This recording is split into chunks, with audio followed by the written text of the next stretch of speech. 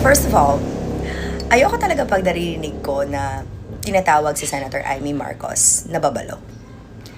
Alam mo yung tuwing naririnig ko yan, I really don't agree.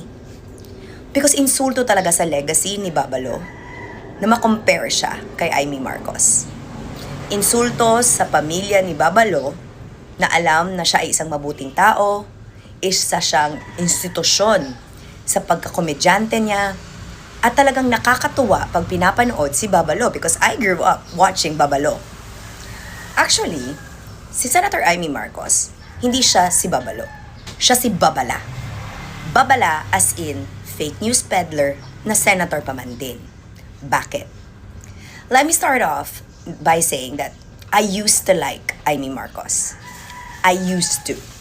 I even made a video saying that it would have been a good idea for Sara Duterte to be president and her vice president kasi babae na tandem, finally. But then I realized we cannot have an incapable president and an insecure vice president together. We would be in a much worse if we did. The reason why, I have 3 reasons why I don't think that people should take Amy Marcos seriously. First of all, she lies. She lies.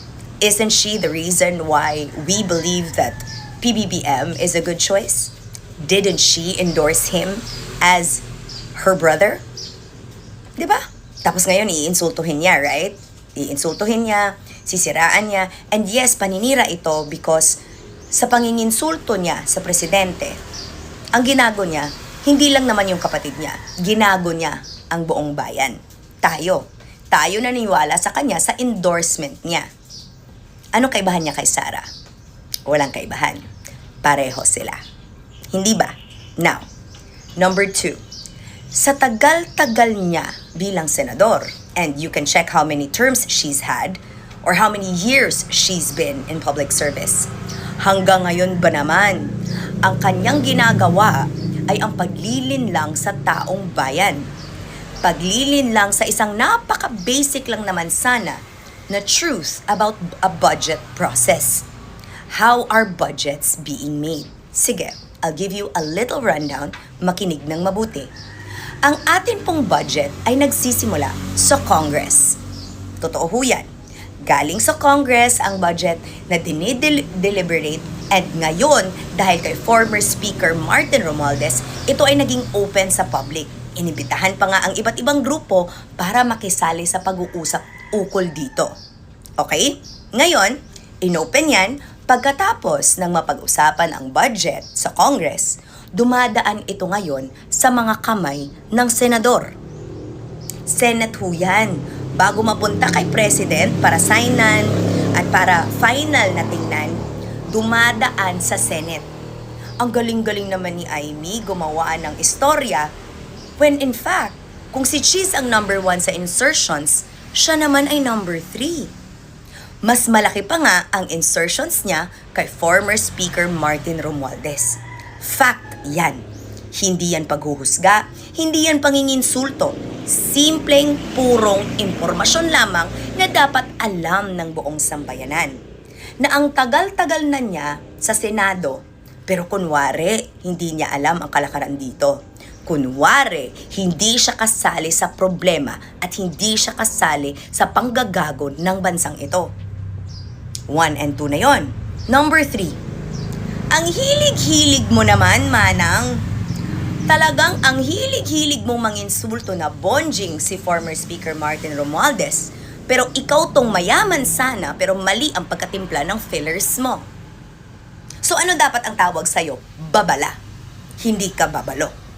Babala ka dahil dapat binabalaan ang mga tao na hindi ka pakikinggan at hindi ka seseryosohin. Dahil tingnan mo nga naman, ang mukha mo pa lang, refleksyon na hindi sa pagkakamali ng doktor, sa pagturok sa mukha mo, kundi sa paglabas ng ugali mo mula sa sinalooban mo dahil insecure ka sa kapatid mo.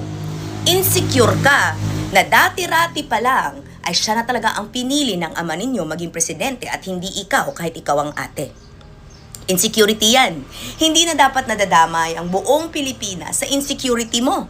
Pangalawa, uulitin ko, dapat may kapasidad ka, may kapasidad kang unahin ang bansa bago ang sarili at bago ang sarili mong ambisyon. Kasi ambisyosa ka pero mali-mali ang ginagawa mo. At pangatlo, final, ayus-ayusin mo naman bago ka mamintas na hindi ka kapintas-pintas. Kasi sa yaman mo ngang yan, you should have gotten a doctor, at least in Hollywood, to fix your face. Kasi yung baba mo at birth naman na yan, galing ata kay Lacson yan, di ba? Pero, again, tanong. Hindi fact, tinatalong ko lang naman. Mas mukha ka kasing Lacson kaysa sa Marcos eh. At the end of the day, huwag kang magtawag ng bonjing kung ikaw mismo mali ang timpla ng enhancements mo. Kasi dapat, when you age, manang, dapat gumaganda ka. Hindi ka pumapangit. Senador ka eh, di ba? Mayaman, di ba? But you are, the older you are now, the pettier you are. So unbecoming of a senator. And somebody that I thankfully did not vote for at the last election. I know maaanghangan talaga yung mga common friends ko na supporters mo. Kung aatakihin nila ako, I don't give a flying. But I just want to share to people, stop calling Amy Marcos babalo. Because she isn't, and she will never be. Kasi uulitin ko, talagang nakakatuwa si Babalo. I have good memories with him.